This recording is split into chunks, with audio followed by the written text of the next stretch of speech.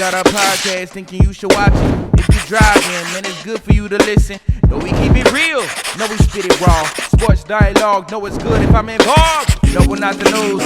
We just cool dude with nobody to impress. Just talking our shit. Call it Pressman coverage. Pressman coverage. Welcome into Pressman coverage. We are super excited. Let me tell you why I'm excited right now, Cody. I got to start off with this. Okay. We have reached how many subscribers, Randy? Go ahead and tell us how many subscribers. Come on, baby. We here. We at 1K. Yes, sir. Yes, sir. 1K. It's time to get paid. Get it. Thank you. YouTube, I need it, baby. I need it. I need it. $100 per subscriber. What? Yeah, we back. But, man, we're super excited about today, man. Today we've got an episode where we're going to break down a little bit of a recap from mandatory minicamp. Also going to jump into the most to gain, most to lose in terms of players for the upcoming training camp session that we have, and then who we would like to see be the stars of training camp. So very excited about that. But before we jump into it, got to introduce the co-host. I did get word, this is breaking news, right before this segment, that somebody has something to say. Cody? Yeah, so, Lim, I'm a little frustrated. Talk to me. You know, I see the Cam Ward jersey behind Randall. Mm-hmm. Hey, come you on got now. your Cam Ward jersey. You got a free shirt with your jersey. Hey, man. Hey, Big Cam. You know, there's Big other Cam. people in our group that's gotten Cam Ward jerseys. Mm-hmm. I just want my Chimere DK jersey. Mm-hmm. His name is DK. Talk to Not this other name that could be potentially, insulting to a particular group during their month to honor them. You know what I mean? His name is DK. So all these little websites, I just want to get a jersey. That's right, because you were getting flagged. I'm getting flagged. That's right. I forgot about that. Wow. Yeah. I just want a jersey, bro. Were you able to get one? I got one. It's on the way, finally. There it is. There it is. You were one of one. Nobody else got one. Randall. He could be the number one jersey seller if the website started working. I'm just saying. That dead silence was on purpose. All right, man, let's kick it over to the myth, the man, the legend himself, Mr. Sauce. Talk to me. Hey, man, we here, man. You know what I'm saying? Welcome in. Like we said, man, thank y'all for 1K. Man, we grinding. Man, make sure you subscribe. Make sure you like, man. Drop a comment. Man, this is beautiful, man. We getting to it today, man. It's man, we having a lot of fun while we doing this too. Yes, sir. You know what I mean? So appreciate all the love and support, man. Y'all just make sure y'all keep sharing, liking, commenting, and man, hit that subscribe button, man. Hit that. You know what I mean? It's right there. Click. There. It's right there. It's literally one click away. You click on Amazon 10 times a day. Can you click subscribe once? It would help me. Okay, cool. So let's dive into today's episode. And what I want to start off with is what mandatory minicamp looked like. Mandatory minicamp, one, we were one of a few teams that had basically perfect attendance, which was really cool to see that people were bought into that point. Everybody showed up. Everybody wanted that bag. But we had a lot of people show up, and we're super excited about that. And I think that there's a few key takeaways, that we can dive into today. But one of the first things I want to talk about with you, Cody, Mr. DK fan himself, there was a lot of noise around our wide receivers and our pass catchers at mandatory minicamp. Tell me just your general thoughts on just, quick recap on what you felt about the pass catchers, what you saw, what you heard from all of our excellent reporters out there. Man, we've been seeing some clips going around. I see old Chimere DK. Oh, he's catching the bomb from Cam four Ward references in in 5 the minutes. back of the end zone. People were trying to buy jerseys right then and there. Could they get them? Nope. We see, Xavier Restrepo. He's catching his 5-yard passes and getting caught from behind by the defensive lineman. He's not that slow. You're not going to. We kept him last episode. I'm just kidding. Okay, all right. That's fine. That's fine. Yeah, dude. I mean, I see Gunnar Helm. Yeah. Looking good out Gunnar there, Helm's man. looking good. Yeah, Cam Ward's getting fired up, chasing him down. Yeah. on his touchdown passes, and it's getting me real excited. Man, it's good to see that. It's been fun to see Alec Iomanor too kind of emerge. So far, of course, we've gone through 2 sessions where we have rookie minicamp, mandatory minicamp. Hadn't been a whole lot. But he's kind of shown himself to be what people thought he could be. And yes, we've got a long way to go, so we're not going to do too much sunshine pumping.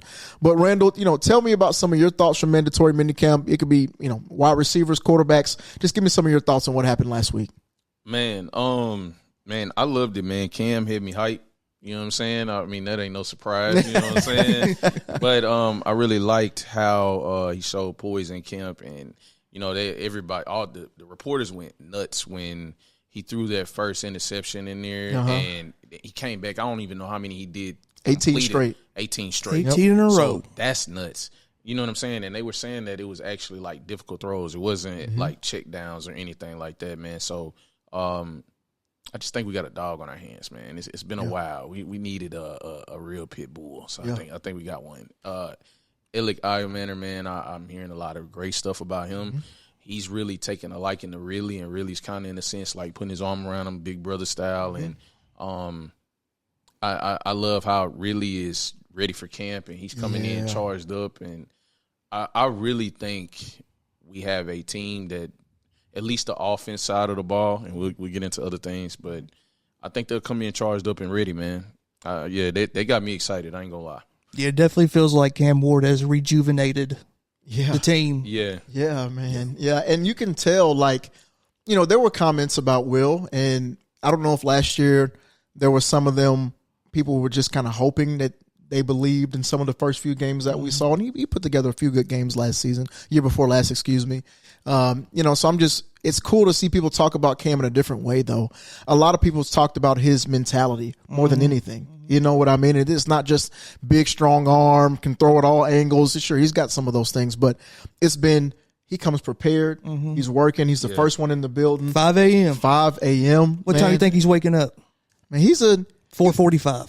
He's got to live close. He's got to live close. Yeah, he might be in the stadium just waking up and just going downstairs. I ain't waking up at 4. You have to shoot me. But, you know, I think that's been pretty cool. But one thing I do want to say is, you know, Will Levis is actually, you know, he ended, I think, the first day of mandatory minicamp with an interception. And it was like, oh, here comes Will again. But overall, there's been a lot of positive things said about Will Levis. And teams around the league, hear me out. He's worth the first round pick from what we've seen in mandatory minicamp. So just give it up. Okay, yeah, I mean, let's keep him in division. Send him over to the Jaguars. Liam Cohen's there. Yeah, hey, who cares? 5th, 6th round. The Browns, you guys have 5 quarterbacks. What's one wrong more? with 6?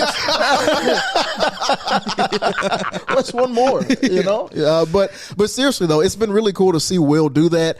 And you know, I tweeted this out and in response to, I think, something that one of our reporters said. I think it was Ron Davenport.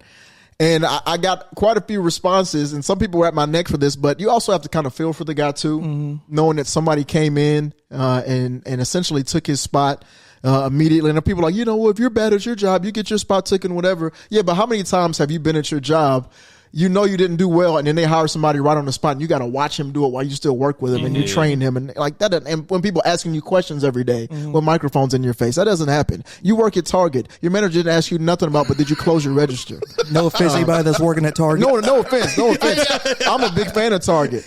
We love Target. We love Target, but I'm just saying, you know, there's a difference. So, you know, but shout out to Will, man. I just want to make sure I say that. You know, he's kept his chin up as best as he can. Yeah, he's handled it like a pro. Yeah, he's handled it like a pro, which he probably has to, because he's probably being looked at by other teams potentially. So. Yeah, and I wanted to just add in with that, man, and I just think he, I'm actually, the way he's handling this is a lot better than I anticipated, and so like I'm not even mad if we end up keeping him this year and he's the backup quarterback, because if he can handle that type of pressure and, you know, can work through this situation, I think it still can be a positive addition to the team. You know, now before this started and before we got to see this in real time, I was massively against it. You know what I'm saying? But now it's not that bad. So if anybody doesn't come trade for him, then I'm all right with him still on the roster, man. You know what I mean? But y'all want that, you know, y'all want that superstar that, man, can take y'all there, man. Come get him, man. You know get him. He can take you to the playoffs no matter who you are, except for us. But, you know, one thing I will say is I completely disagree with what you just said. Let me tell you why, man. You know, okay, from a psychology aspect of it all, I don't think his ranges of how excited he could get about the Titans being successful with him not on the field, is going to be as high as a Tim Boyle, Brandon Allen, ex-quarterback we pick up during training camp. And I want everybody on our team to be fired up about the success of the team. And I feel like just because he's lost his spot, people are in the same locker room, people that were in the same locker room with him last year, a lot of them going to be back with him this year and kind of see like, man, it could have been you. You know, nobody's going to say that to him, but I feel like you naturally will feel that. I feel like he just needs a fresh start. But I am probably at 1% fine with him staying versus the -4 I was before I saw him. So let me ask you this then. How do you feel about the backup quarterbacks talent wise then? Because that's my biggest thing. Like when it comes down to it, not saying that I hope Cam is very healthy throughout the season and we keep him clean, you know what I mean? So he can go out there and perform and win his games. But how do we feel if something like that happens and then we have to lean on a Brandon Allen or, Tim Boyle? Like, I don't know if I feel that confident, but Will coming back out there, I'm going to be a little scared, you know what I'm saying? Yeah. But get your mayonnaise out and sit it right next to you. Hope for the best. Yeah. And I'll say this, and Cody, I'll let you jump in on this too. This is maybe an unpopular opinion. I've seen a few reporters say this, but this is the opinion I have too. If Cam Ward were to get hurt, I don't have a loser's mentality in life, so please don't take this for this. The season's screwed. Season's screwed. I would rather us have somebody out there who can at least run the offense, but I don't want somebody who may be fighting to win a bunch of games out there. I know that sounds backwards, but I want us to have the best draft pick possible so when Cam comes back healthy, we're in a position to really strike. Because at the end of the day, we're not going to – if Cam's hurt, and maybe even if he's not, we're not going to be in a position most likely to make any big splash this year anyway. Oh, yeah, because, hey, if you're going with my theory, I think we win in 11 games. So, I mean, we get the back of the draft, baby. I've been drinking. But going back to you want everybody on the team to be, kind of super excited or whatever whenever we're winning games. I do think it's human nature, right? Where, Will would probably, he would see Cam like be able to stand in the pocket for a couple of seconds. He's like, well, damn, like I could have done that. Like if I had Dan Moore and, Zeitler and everybody blocking for me, JC Latham actually playing his position. So I think that'd be human nature for sure for him to be, sitting on the sidelines, kind of like getting maybe a little jealous at the fact that, Cam's getting probably a better shake at it than even he is. Yeah, no, you're right, man. There's some natural jealousy that probably brews somewhere within him. You're right. I didn't even think about that. Like, well, I can do the same thing. That starts to rear up within you. And then that builds some sort of resentment at times too. Yeah. And I just wonder how that would play out because it's easy to handle it right now, but because you don't know what's going to happen. But if you go out there and he's playing well, the line's holding up, there's young receivers, that's when more of that fuel will come up like you just said. Man, that's a great point. Yeah, he's probably thinking, I would love to throw to Chimere DK. My bad. How many minutes are we into this episode? That would be 6 mentions. Okay, you're cut off. Okay. You're cut off for like a bar tab. At least the next 4 minutes. You're cut off from Chimere DK. Okay? All right. So golly, man. I'm sorry to the fans at home. But Randall, that is a great point. And so tell me, do you want to have the best talent-wise backup that we can? Is that where you stand or what are your thoughts? I want the best talent out there possible because, in a sense, I still want that.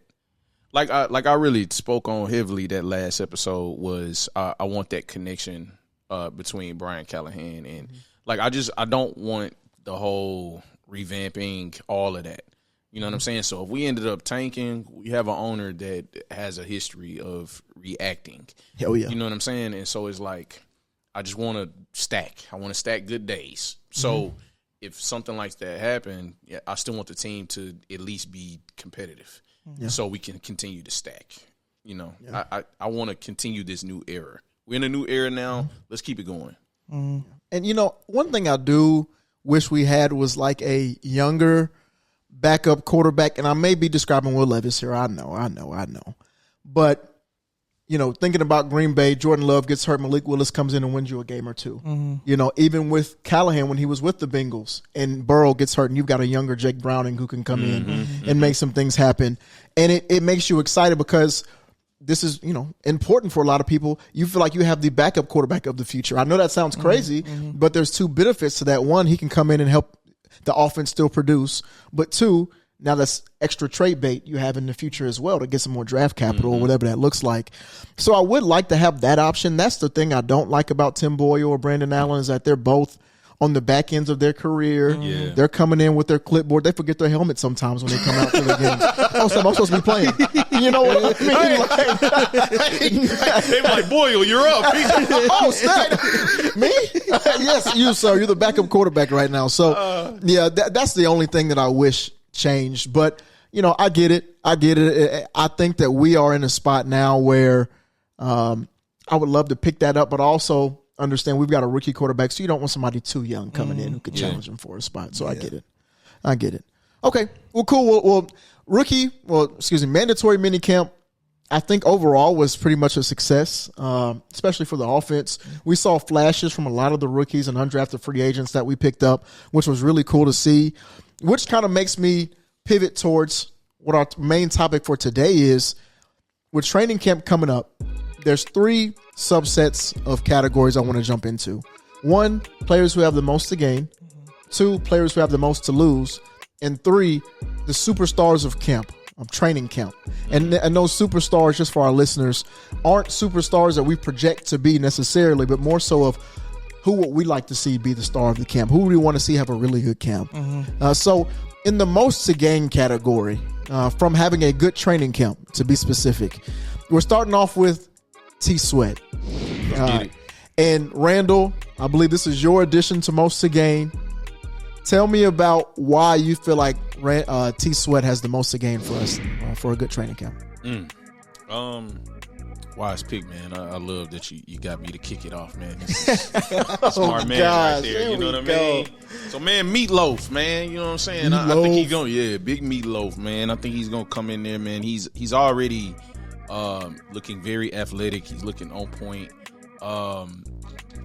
I think this training camp we'll see flashes of him creative at the point of attack.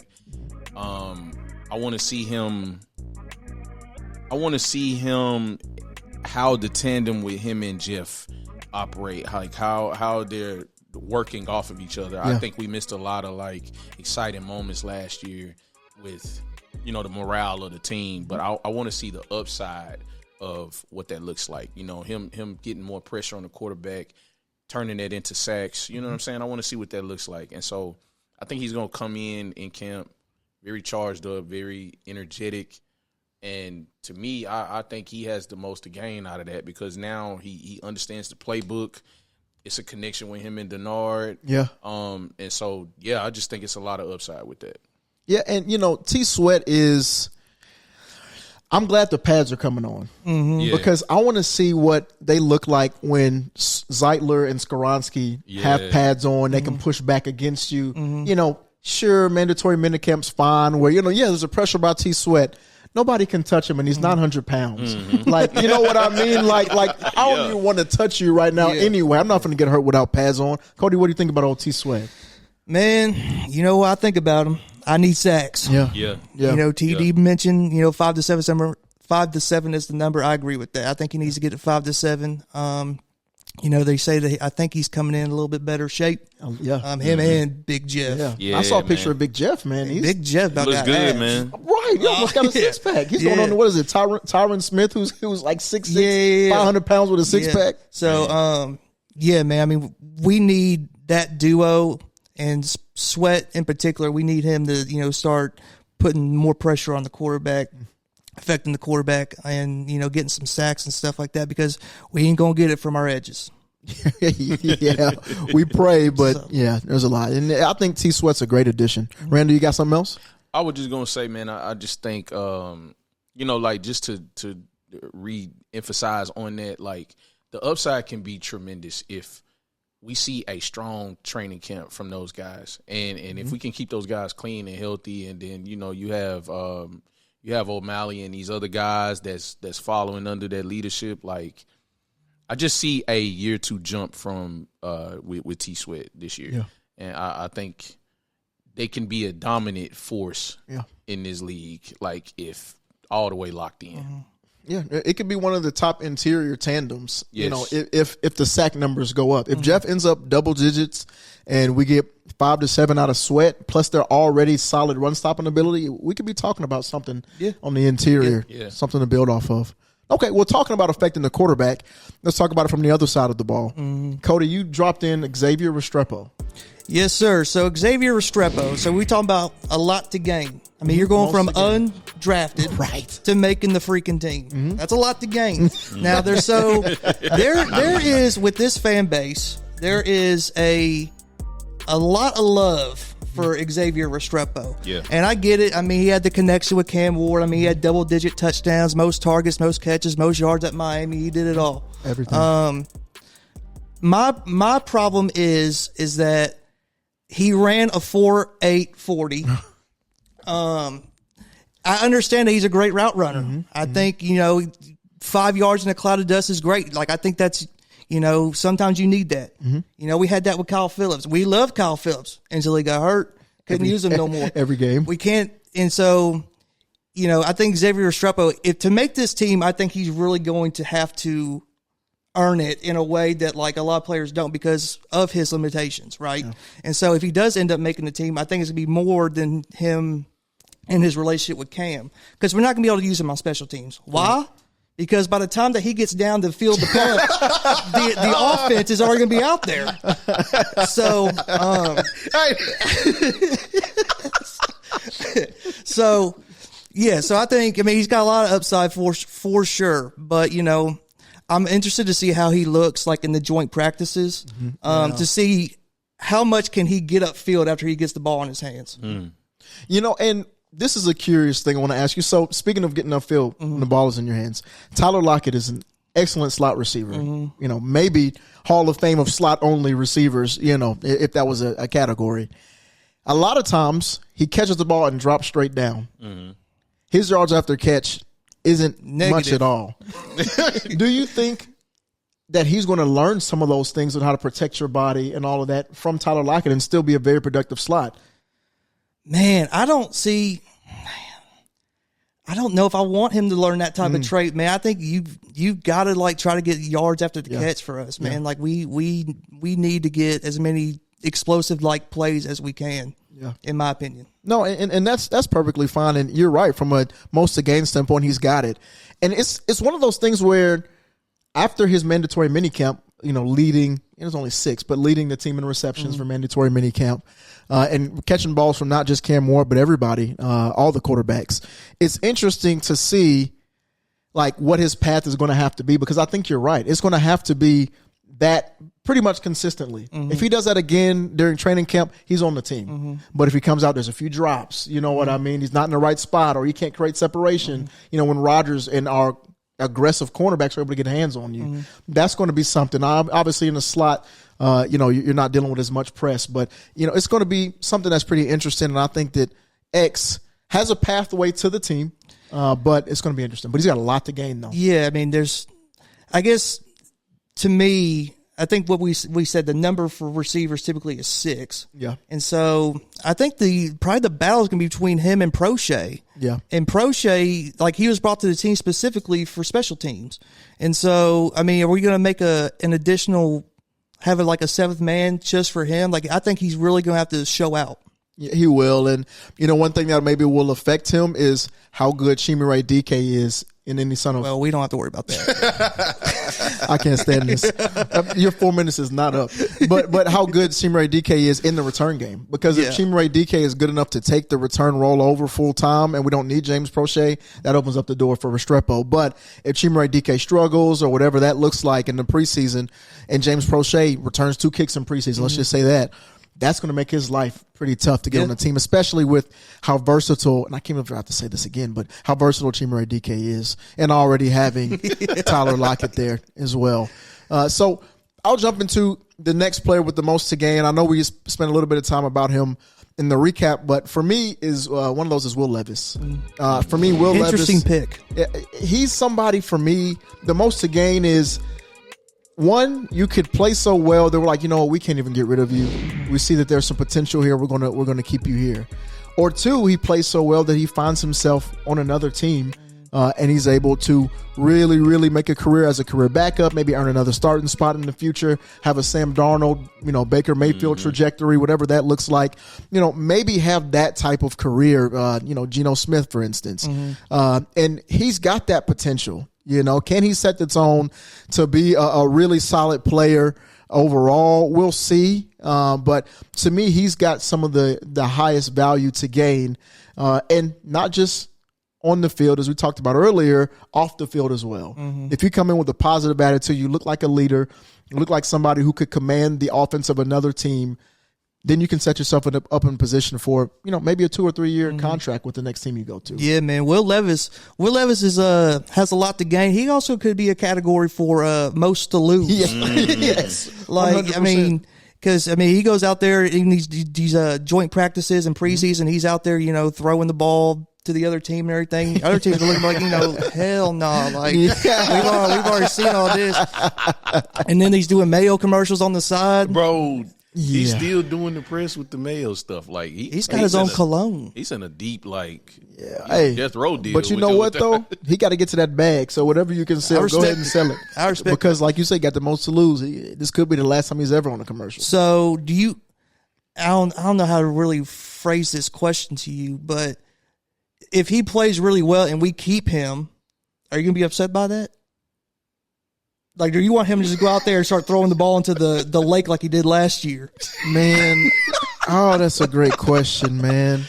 He's going to see some tweets about Will Levis throwing the ball into the lake. He's like, yes. Yeah, it's a couple in that company, man. I would rather. Oh man, if we end up keeping him. Yeah. You know what? Okay, I'm gonna say this. If we end up keeping him, I'm not gonna be super upset. Why? Because I'm just going to project that Cam doesn't get hurt, one. But two, with how strong Cam Ward's mentality is, any sort of, and I'm not saying Will would do this, but let's say worst case scenario, he's a bad vibe in the locker room. Any sort of bad vibe, Cam's not going to give a darn about. He's going to be, I'm still that dude. You pouting because I'm doing good. I don't care. You're gone next year anyway. I'm going to keep balling out. Yeah. So now that I've seen Cam Ward in action, heard more of his press conferences, I think his mentality is strong enough to deal with a potential bad apple in the locker room. And if he's just him, and he's a neutral, place in the locker room, then so be it. And we do, like Randall said, maybe we do have somebody who can come in and win a few games. But I don't necessarily want us to win a bunch of games if Cam is hurt. I'll be honest, man. If Will is smart and he can't get traded, the best thing you can do is be a great teammate. Yeah. And chill out. It's over with for you. This chapter here is done. Pack your bags and be ready to go somewhere, because if you show that you can weather this type of storm, a team will come and get you. Yeah. You will have a resurgence like a Sam Darnold, like a Geno Smith. Geno Smith had one of the worst times in New York. You know what I'm saying? And to be able to revamp his career like that, same with Baker. Like it went to crap in Cleveland. Shout out to Shador. But you know what I'm saying? I mean, hey. QB5. I just think, man, if you make the best of it, bro, it's nothing but beneficial for him. Yeah. It's not going to be good to come in here as a bad apple, because they already removed a lot of the bad vibes. So you don't want to be next. So I definitely don't see him being a malcontent personality either. I think he will just kind of go about his business. Yeah. So. Just do your developing. You know what I'm saying? Do your developing, continue to get better as a quarterback, so when your time does come, you can transition smoothly.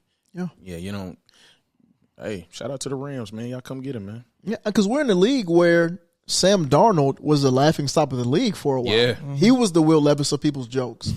And, he got paid to go lead a team. Yeah, he was out there seeing ghosts there for a little while. Right, yeah. Just as embarrassing moments of Brian Callahan yelling, "What the F are you doing?" is you sitting on there saying, "Coach, I'm seeing ghosts." You're exactly right.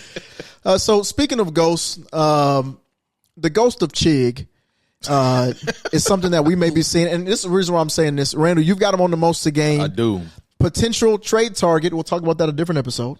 But Chig, you got him on most to gain. Talk to me about that. Man, so I have him on most to gain. The notes that I took For training camp this is a fresh start. That's one. There's a whole new year, whole new situation, the revamped offensive line. He should be able to come in. He's not going to have to chip as much. He can kind of get out there and do his thing. I think Callie will scheme him up, and we will get back to seeing the flashes that we had when we was like, oh, we might got a guy. So that's one. Two, he has competent quarterback play. That's very important. Can the quarterback get you the ball at least at a decent time? So yeah, that's that. More involved in the offense, and the connection with Cam feels real. That was the thing that stood out to me in mini camp and seeing some of these, like, they're in the locker room kicking it. And Chig is a fun guy, man. He has a great personality, and he seemed like he's not hard to get along with. Him and Cam, I've seen them clicking. I think that would be his best friend. And so for me, with those things aligned, he has the most to gain for me. As crazy as it sounds, one of the people that is probably most excited that we got Dan Moore is Chig. Yeah. Because he's like, maybe I won't have to chip block every single snap, and I can actually get into my route. Yeah. And try to, use my athleticism against these linebackers. Yes. So I think he's probably pretty excited that, or he's at least hoping that Dan Moore is what we think he is.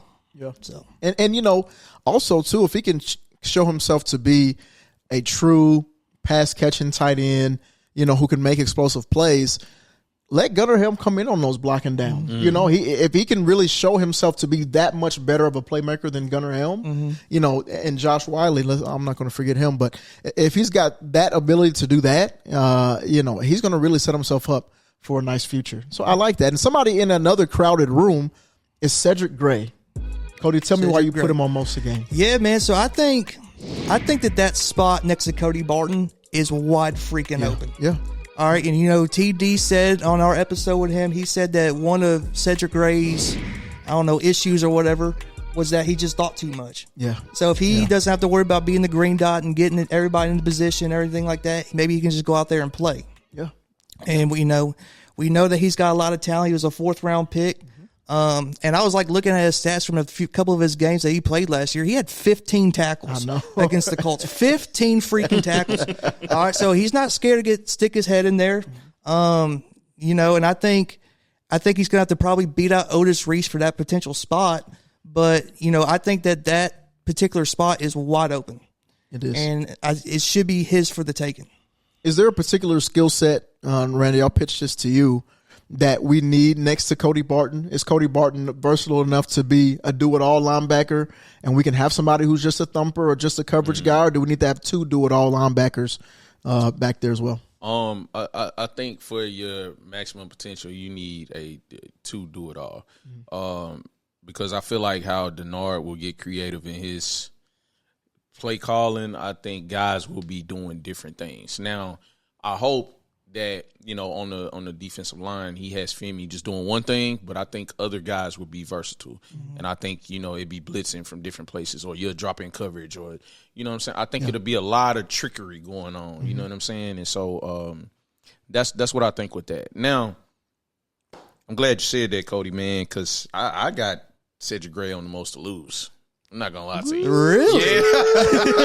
I can't wait to get into that conversation. So I got him on the most to lose, and for me, those things stuck in my head of it being a difficult transition for me. You know what I'm saying? Like, NFL speed is different than college speed, and this guy, he's a late round pick, and he got plopped with a plethora of workload that first year, and obviously he couldn't handle it. I think Cody Barton will make it easy for him, but I just don't know if he can handle it. And that's what scares me. I think it's going to be a lot of pressure on him. I think he may overthink it at times, and if he does that, you have a guy like Otis Reese on your coattail, and you also have, if he doesn't get it right this year, you can easily you can bank on it that they're drafting somebody next year, and it's for over sure. for him. Yeah. So, I think everything that you said is very valid, but I think last year, he was dealing with injuries too. I'm just very interested to see if it can be simplified for him. It was the same thing that happened with Kenneth Murray. Like we thought Kenneth Murray last year he wasn't fantastic, but he was solid, and they kind of just simplified the game for him. And so if he's not going to have to out there and like trying to get everybody in the correct position, everything like that, I think he can be a suitable player for us. Yeah. I mean, he has the draft grade for it and everything else. So I do think your points are valid. It's truly just going to be up to him if he can get his ish together. Yeah. That's a good point for sure. I'm not here to argue that, but yeah, I do think he could be most to gain or most to lose. He's kind of like Will Levis in that sense. Yeah. And you got James Williams in that room too, who's going to push him. The good thing about him is he also had, a solid pass defense grade coming out of college, so hopefully he can continue that. And speaking of pass catching, is one of our most to lose that we're about to jump into is Traylon Burks. Cody, this was one of yours. The sergeant himself, Traylon Burks. I think it's pretty obvious a few of these things why he's got the most to lose, but I'm gonna kick it to you, man. Yeah, man. He's former first round pick. Yeah. Ooh-wee. Former first round pick. We drafted him to replace AJ Brown, and we may be replacing him with Xavier Restrepo. Already declined his fifth-year option. He's just another one, dude. He's gonna have to do something crazy because I think this entire fan base is out on him. Yeah. I think after this, if we cut him, I don't see a lot of teams that'd be willing to take a chance on him because. With us, he's got that one play against Jair Alexander, and that's about it. That's it, man. Just a complete and total failure for our team. I know that's harsh and everything, but that's just how it is, man. True. It's just been brutal, and most to lose, you get cut from this team, you may not be playing again, in my opinion. Yeah. So, yeah, and it's funny because. Sure, most to lose technically doesn't have a lot to lose in terms of what he already has done right now or whatever. A lot of us, but you're right. I don't think he's a practice squad guy for a lot of people. You have the young, promising guys. Normally, you don't have people who are injured a bunch on your practice squad. Imagine getting hurt in practice, and your practice squad guy, you got to replace him with another guy. But he's somebody, man, who if he. I don't know. You talked about Xavier Restrepo having to do a lot. Burks is going to have to catch everything with one hand. Not hurt his hamstring when he does it. Hamstring. Change eye color mid-play. He's going to have to do a whole lot of stuff, man. Randy, what are your thoughts on Traylon Burks being in the most to lose category? I agree 100%. I think he's cooked. Yeah, he wrapped him up last time. Wrap him up, man. Yeah. I think he's... Man, eat it or toast it. He's toast, man. Yeah. I'm talking about, man. It's and like you said, bro. I really don't think anybody will really give him a shot, man. Because that's a huge fall from grace. Like it's bad, man. It's bad. Yeah. Like Jonathan Mingo got a job on Dallas, bro. But you were a first round pick and you were that bad. It's not good, man. Mm-mm. No, He's done. Yep. I agree. Say your eulogy for him, bro. It's over. You know what? I'm going to do that right now. Yeah, go ahead. I'm going to do it right now. Traylon. And I'm actually going to speak to the little one you just had. Your dad gave his all. It wasn't enough. Let this be a lesson to you to be better, have normal brown eyes, because the top 10 players in the league all have normal brown eyes. That's a stat that's on PFF. We'll talk about that later. But somebody also who has the most to lose to me is L'Jarius Sneed. Ooh. This is L'Jarius Sneed's last time to get a big contract if he does not come up and play. It's not just, when he played, he was decent, whatever. He was decent. But you're not being paid as decent. You've got $19 million per year is what you're being paid. And that looks like that's swelling fast. And you're expected to shadow number one wide receivers all across the field. You're expected to, only way you can do that is what? If you're on the field and healthy. Yep. And then you Dog, what's going on, Allegedly. man? You've got allegedly. I am not getting hemmed up with $1 million lawsuit, but like you've got the trifecta going on. If you played all right when you did play, you barely played because you were hurt, and then on top of that, you've got off the field issues going on too. It's like, dude, you've got so much to lose here because one, we're counting on you. Mm-hmm. Being able to shut down half the field is something that is absolutely it's necessary. It's pivotal. It's necessary. It's pivotal. Like, bro, it is so important when you have a dog like that and somebody of his stature and upside and the opposing team respecting you to that level to where it's like we can't even work this side of the field. Yep. It does wonders for your team. Like it opens everything up. So yeah, we need him, bro. Yeah, I literally saw the video yesterday of him trash talking Tyreek Hill against the Dolphins, saying you can't F with me. Yeah. So I need that. Yeah, we need it, man. And for me, let's say, and people might get mad at me for this, 100% of his play, you know, him at max percent is what he did with the Chiefs Super Bowl year, locking down everybody. Mm-hmm. If he's at 80% but continues to bring that mentality to the defense for the next few years, I'm fine with that as well. I mean, we traded a 4th round pick? It turned into a third. Turned into a third? 66, yeah. Oh, yeah. So, I mean, give me 80% of that. I think that's still worth the trade if he's L'Jarius Sneed, 80% of that. I mean, that's still worth it with, you know, Brownlee and McCreary next to him. Yeah, teach. That's teach tape for people. Mm-hmm. He talks, but he also walks, you know. And sure, he gives up a play every once in a while, but he's solid most of the time. And that's what I would like for him to be, and I'm hoping that he can be that consistently. You know, and TD, when he came on with us, he had a few things to say about Sneed. You know, we may plug in a clip here for you guys to hear what he said.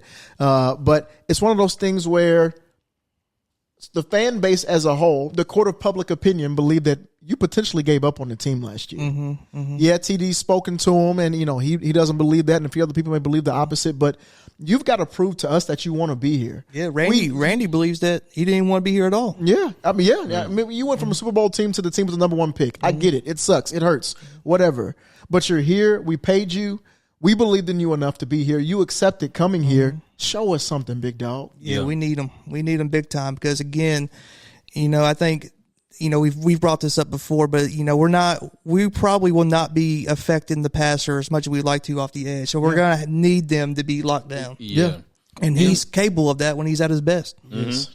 And I just wanted to add in that, like, I don't sleep on the fact of, like, when you have X amount of dogs on your team that you can change the trajectory of that team overnight like that. Mm-hmm. I truly believe that. You know what I'm saying? And so with Sneed, man, yeah, if he can just get healthy and can get back to him, get refocused and get resettled in, like, we can turn into a winning team overnight, like, just due to his play alone. Yeah. Like, I think he impacts that much on the defensive side of the ball.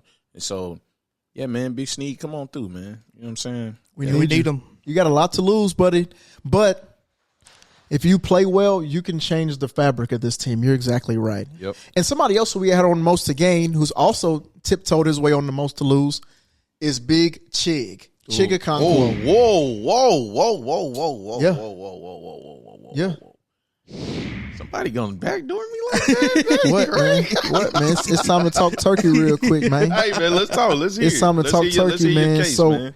So Chig Okonkwo, you are being pushed by rookie Gunnar Helm. And there's some buzz that's creeping around the city that Helm is tight end 1 or will be tight end 1. I'm going to tell you why. His production in college, he had a lot of receiving yards. I think he crept up to close to 800. He also has the potential from a size and frame perspective to be a pretty solid inline blocker. Most tight end 1s possess both of those things. I don't know if Chig, I don't think he's in danger this year of being cut. I don't think that's the case. Maybe a trade target. What? That's a conversation for a different day. But I think Chig is in danger of having his role reduced more than he'd like. He's got a pretty much from a bad training camp, and Helm does well. What he loses is that tight end 1 potential. And tight ends is not a place where you've got the Sam Darnolds, Smith, blah, blah, where you're dropped down and you go somewhere else and you're just the guy. You saw the Bills had 5 former tight end ones at one point, and what happened to them? They fell off a cliff. The Ravens, you look at them. Isaiah Likely came in and jumped. Who was their tight end? The main tight end before that? Mark Andrews? Mark Andrews came in and jumped Mark Andrews. So you've got this wave of younger guys who are coming in, who are more consistent, who do a little bit of both in terms of blocking and receiving. Chig, you've got a lot to lose if you don't come in and have a productive training camp. See, I never even thought of it like that. Hey, that's because I have called Gunnar Helm Mini Kittle. Yeah, I like it. Yeah, so I think that's a really, really good pick, Lou. Wow. Holy cow. Yeah. Hey, he's got a good little arm behind it, too. Yeah, hey, I wasn't expecting that, bro. I'm sniping y'all. Yeah. So, man, wow. I do agree. I don't think we would trade him or anything this year because I don't think we really have anybody that could potentially replace him. Right. Well, DMR. Yeah, DMR. This is the only But I think the only issue with that too is that Josh Wiley is so got so much injury history and stuff like that it'd be hard to move Chig or cut Chig off of that. Yeah, I would have to say I think Wiley goes before I can see that. In my opinion, that's my most to lose. Yeah. You know what I'm saying? Yeah. It's like Well, talk to us about Wiley. Let's talk to me about that. I mean, it's pretty simple. He has the build to be a dominant tight end, but his being prone to being injured, taking care of his body, built like a lollipop. Yeah, a big head, always getting knocked around. He got 5 concussions. I'm sorry, he got those baby bones, and they out there laying that head on built him, like bro. a lollipop. You know what I'm saying? My bad, Josh. You a good dude, man. My bad. And I mean that's where it lives and it dies at, is he has to look at Cody. It's the Guardian cap that got me. The Guardian cap. That's exactly why I started picturing it. When he put the Guardian cap on, bro, I said, bro, Man, there's you gobbling in there. Yeah, man. Yeah, man. My bad. Go ahead, Randy. My bad. I threw us off. That's on me. This is all I pictured. Do the bobblehead again, bro. How you looking like It's out there cooked. Like, what's going on? Noodle knocked loose. Oh, man. With him getting that hat laid on him like that, man. Yeah, like, it's crazy. It tremendously hinders his upside, and I just don't think he can maintain with that because it's the same thing, like I said, with Cedric Gray. Once you bring more competition in the room, the pressure is on, baby. The eye is on. You are on the hot seat. And if Wiley cannot show something this year, which I don't even think he will really get a chance to. Man, yeah. You know what I'm saying? Yeah. I just think I think it may be bad for him, man. So he got the most to lose for me. Man, and it's interesting because in terms of duplicate body types or roles, I think that DMR is the Chig and Helm is the Wiley. And that's why I can see it flowing either way. One of those two can be the cut trade option either way. Really, what we're saying here, anybody but Gunner is up for grabs if you don't come out to play. Yeah. And this staff really does like DMR. I mean, they gave him a lot of run towards the end of last season. I mean, I know that the season was completely trashed, but I mean, they gave him a lot of playing time and trusted him. Yeah, and you know, he's somebody too where people liked him so much because last preseason he tore it up. You know, him and Bryce Oliver were the darlings of last preseason. And if that happens again where he's consistently in there, because what you have to factor in as well is he's going to be running with the twos. his starting quarterback last year is going to be running with the twos. There's a natural connection there. He may already have some trust in DMR. So now it's going to be Will Levis throwing the ball to him. So it'll be interesting to see. It's not just some bum off the street who's your QB2 this year. It's some bum that's in your building. No, I'm not going to call him a bum. but it's Will Levis, you know, so you may already have that natural, what you don't often have, chemistry coming into a preseason where you may be able to really cook. Yeah, I agree. I'm still like you. That was really great, and you said a lot of great information. But in the back of my mind is the lollipop. Well, man, wrapping up this most to lose, I want to talk about a player who, again, this may be a little controversial because I personally love this player. Let me say this first. I love this player, but Tajay Spears is somebody who I'm adding to the most to lose. Let me tell you why. I think that there's a potential if Kalel Mullins comes in and proves he can really run the block and be that change of pace back, it could be a lot of Pollard is the main show, Kalel Mullins getting a lot more run, and then Spears being maybe the third down back or whatever that looks like. Maybe he transitions and does some more early down stuff, but a 3-back rotation is honestly not as common as what people think.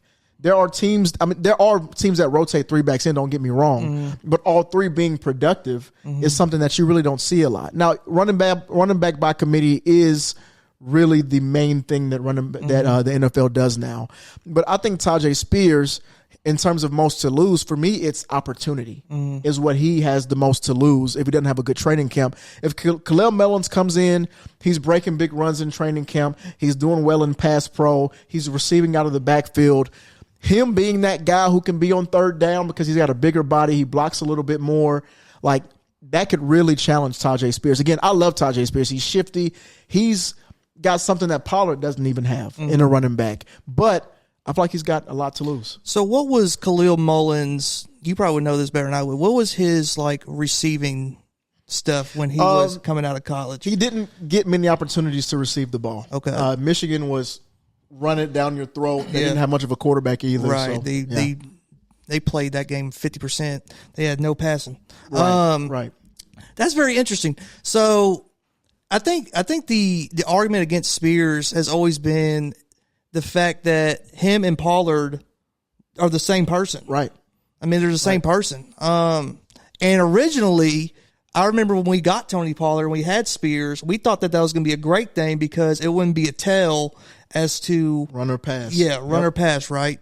And so, I think once we lost Henry, we kind of lost the fact that we didn't have like a power run game and how important that can actually be. Yes. Right. And so that is, Lim, you've outdone yourself. You are doing really well with these with the most to lose, because a lot of these situations I didn't even really think of. Tajay Spears, I think he could lose some playing time, but man, if he can, his rookie season, he can get back to that where he was super dynamic. Yeah. It'd be hard. It's hard to lose that playing time, but yeah, that's true. And Randy, I'll let you jump in here, but I just want to say this. The one play that sticks in my mind so much was, I don't know if we ran a reverse or it was a sweep this past year. Tajay Spears is running towards the sideline. We're inside the 10. He just cuts and just jukes 2 or 3 people out of their shoes and just walks into the end zone. Yeah. Tony Pollard's not that guy. He's got a little bit of wiggle, but that's not his thing. He's just a consistent guy running the ball. He's got a good one cut. Exactly. Tajay Spears may give you 3 or 4 and get to his house. But I get it. Randall, tell me your thoughts on Tajay Spears being on the most to lose. I ain't going to lie, man. I agree with everything you're saying. I think the best thing for Tajay is to be available. If he can be available, I don't doubt his talent. But yeah, man, he has to be able to be there so we can see what he can do. And like I said, I'm gonna give him a little slack because last year we had a terrible offensive line. I think that was due to a lot of the injuries. It's because of these guys flying back here getting free hits on these guys. And so he's back here trying to protect Will Levis and get concussed, trying to take the hit for him. You know what I mean? So he's another lollipop. Yeah. And you know what, Randall? Not to cut you off, but that's interesting too. You bring up the offensive line aspect of it because also they knew our O-line couldn't hold up in certain situations. So we're not trying to pass on a lot of early downs as much. So we're running the ball more. So he's got the ball more in his hands and opportunities he doesn't want to necessarily have. So that's a great thought. Well, go ahead. And I mean, and that's just it, man. He has to be healthy and be there. You know, we'll get a true test of this year and in training camp to see how he runs behind his offensive line. If they're in sync, I think sky's the limit. We can have an electric 1-2 punch to where you're not missing any juice when you take Pollard out to get him a break. I mean, we ran Pollard into the ground last year, so I mean, it's gonna be interesting to see how they divide this workload amongst the running backs this year in training camp. So, yeah, Tajay, he gotta come with it though. Yeah, it's going to be a big training camp for him. I want to see what happens when those pads come on, and see, and I want to see what Khalil Mullins looks like with pads on. Is he truly that power back? He's 230 pounds. I mean, like, I want to see, is he really initiating contact a lot? So that'll be interesting. So run through an MFer's face. Right, no, for real. So let's talk about the stars that we want to see at training camp. And again, for our viewers, we're not talking about who we think are going to be the stars of training camp, but who we will be most excited about if they became the training camp stars. What it says, okay, if this guy's a star, we've got something really good happening on our hands. Not just that, Calvin Ridley is going to be the star because he's going to have 50,000 receptions. So I'll pivot to you, Cody, to start us off. Then we'll jump to you, Randy. Who do you think is going to be the star of training camp? Yes, I mean, anybody that's been watching this podcast with us for these first few episodes, they know exactly who I'm picking. It's Mr. Chimere DK. Yeah. Talk that. Yeah. Again, why am I picking him? The crazy thing is that I feel like with the pick that we took Chimere DK with, most fans probably wanted Xavier Restrepo there. Yeah. Which is kind of crazy to think about. But why? So Chimere DK, versatile. Yeah. Smooth route runner. When we're talking with TD, he was like, don't let DK get behind you on a deep over because it's going to be curtains. He's not as flashy as Iowa Manor, but he's got all the fundamentals. Yeah. He's got the special teams upside. I think he's going to be back there fielding punts, probably fielding some kick returns.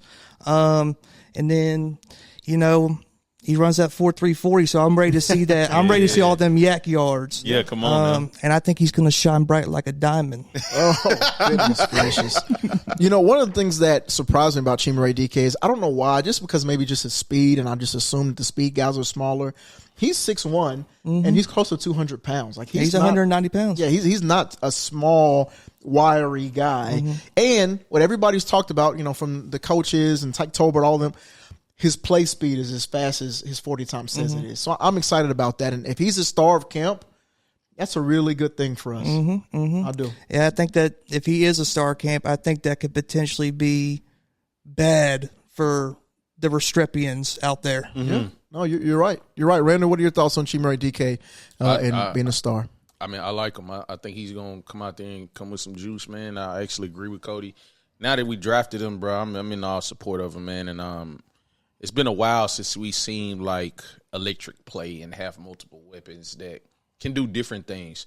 And I think he can bring versatility, and I'd love to see him out there just lighting it up. So, so far I've seen that he's had a great like mini camp and great rookie. So same thing with, like I said, with Chig. I see him blending with Cam really well. So I want to see him come in training camp and keep that rolling, bro. Like, I'd love to see how Cali uses him, man. Like, it's gonna be fun. It's gonna be fun. I think he's got a lot of versatility where they could move around the formation, and really use him a lot. And that would be good because that partner with a Ridley. Thinking about a lineup with Ridley, Chimere DK, whether it's Lockett, Van Jefferson, another one of those speed guys. We haven't had speed like that on the field in a very long time. Yep. Yeah, you could take the top off the defense and get Chig or Gunner wide open in the middle or something like that. I mean, the having all that play speed just helps so freaking much. Like more than I think people, even probably I even thought about. How much we loved A.J. Brown. Not exactly a speedster by any stretch of the imagination, but having that that person that can take the top off the defense and open up things is massive. Because the defense has to respect that. You know, it's not like where they can play up. Nobody can beat us up over the top. Let's press up. Now they can take a few steps back. Now the underneath stuff is open even more. That's a great thought. So I'll jump to another pass catcher, and I'm going to let you close it out, you know, talking about the jersey behind you, Randy. Yes, but sir. Alec Iomanner was a guy, I think, if he's the star of camp, is really big for us. 6'3", 210, has elite physical traits, a really steal for us later on in the draft. And I think that he's somebody who could really help us. If he's somebody who can be that contested catch guy, but still have speed enough to beat some people over the top and to be able to have the route running ability, which a lot of people are really surprised about. His body control is something that's amazing for his size. He can really make some things happen. And I like that he was drafted as late as he was. Have that extra hunger. He made that little chip on his shoulder. Yeah, man. Seeing his reaction in the video that they put out when they drafted him, sitting in the room by himself, you know, a handful of tears. You know what I mean? Like just kind of soaking in the moments of, man, nobody wanted me until now. Well, you're here now and prove it every single day. Yeah, I mean, he's got probably the most potential out of even with DK. You know what I mean? I think he's probably got the most potential. He was in that crappy Stanford passing offense, and he still put up really good numbers. He freaking cooked Travis Hunter. Yeah. So, you know, we need him to be big time for us. TD thinks he's going to be the starting X? Yep. Starting X for us. So, yeah, I mean, 6'3", 210, that's hard to teach. Man, with speed too, and can actually run routes. It's amazing. So, jump. Go ahead. No, jump in. I wanted to just add in the last thing, bro. And what's impressing me when it was in like mini camp, and I think this will like continue on into training camp, is I was very impressed with how much of a sponge he was, and how much he really is like watching the pro. You know what I'm saying? Like I said at the top of the episode of him just going up under Ridley's wing and just watching how he goes, and like TD constantly put emphasis on how much urgency Ridley plays with and even in practice. And so with Iomanner coming in with that type of template and work ethic that is in front of him, you can tell that it's motivating him and pushing him, and then it's only going to make him better and more of a dominant player. So I'm excited to see who emerges out of these guys, or how many of hits we hit on. You know what I'm saying? I think the sky's the limit with these guys. So, yeah. Because 2 out of 4 hits, and I'm talking Strepo, DK, Iomanner, Helm, 2 out of 4 is a really solid draft. Yes. You know, given that they're pass catchers. So I'm excited about that. And the guy who's going to be passing them the ball is your star of camp, Randy. Yes. Close us out. Tell us about Cam Ward and why you would like to see him be the star of camp. I mean, man, everybody knows the story, man. You know what I'm saying? 0-star recruit, all the way to the first round draft pick, man. I don't think as much that needs to be said about this guy. I think he's locked in, he's focused. He's bonding with the team. He's learning everybody in the staff. He knows what is in front of him. And so I think this guy is not coming to play. I think he's going to be locked in and focused for training camp. Obviously, I mean, they said, like, you know, in the press conferences, they were asking him about, like, the interception with the 7-on-7. He's like, that's not even real football. Right. Like, you know what I'm saying? But so it's just like, man, I think this guy's just built different. He's built different. I'm excited for him to be our quarterback. No antics, no games, just locked in and ready to win. And so I think training camp would be very, very special. I think this guy is going to light it up, bro. Yeah. Like I said, man, Broadway, every week. We going, baby. Chest painted, baby. I'm ready. CAM. There we go. We back. Hey, we back, baby. We are back, man. Man, and you know, I'm going to ask you about this. So 2 things and quotes that stood out, maybe because he cussed and people love cuss words, but he said, what are you going to do during break? I'm going to throw the F out of the ball. Yeah. Then I love messing with people, and not messing with people. I love when people talk trash. I love letting them know they can't F with me. What does that tell you about his mindset? He's got that dog. I mean, if you're willing to talk trash with Jeffrey Simmons, Right. hey, first of all, if you're Cam Ward and you're the size of Cam Ward and you're willing to talk trash to Jeffrey Simmons, Right. you got to have something special in you. But yeah, I mean, I want my quarterback, again, to be as confident as humanly possible. Yeah. And, he doesn't give off cocky to me. He gives off very confident. And you're willing to go out there and say these things to Jeffrey Simmons and say that you can't F with me and all this stuff. We need that. Yes, man. We need that. 100%. And they said one more Go thing. ahead. They said he broke a ping pong paddle. yeah, playing there's a somebody. video of it. Yeah. Yeah. Dog, not only with that type of bonding amongst your teammates to display that competitiveness, but to show that he hates losing that much. Yeah. We got a dog, man. It's simple. I do have a quick question for both of y'all. So I was listening to some radio, and they were saying that they had a problem that Cam Ward has a docu-series coming out on Tubi. And the argument is that, does that mean that Cam Ward thinks I already made it, type of thing? Do you have an issue with him potentially having, or not potentially having, a docu-series coming out? Yeah.